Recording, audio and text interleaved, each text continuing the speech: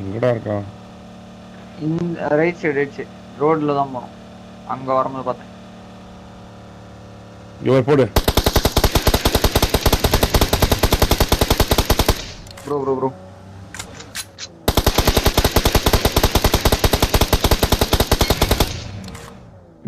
லம்பகனி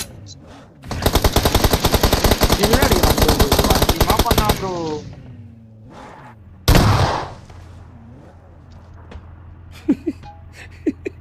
இல்ல எடுக்கிறேன்.